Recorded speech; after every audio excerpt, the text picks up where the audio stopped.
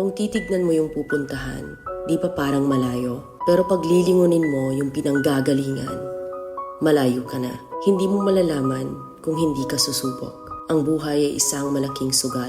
Kung lagi kang takot sumugal sa isang bagay dahil takot kang mawalan, mauubos lang kung anong meron ka. Kung hindi ka mawawalan, hindi ka rin magkakaroon. Kung ano man ang mga desisyon mo ngayon, yun ang magiging buhay mo bukas. Lakasan mo lang yung loob mo.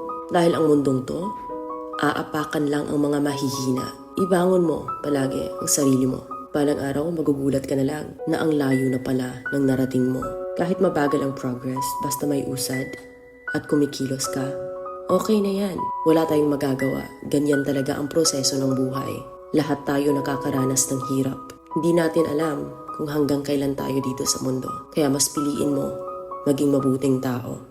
Ang pinakayaman na maituturing natin sa sarili ay ang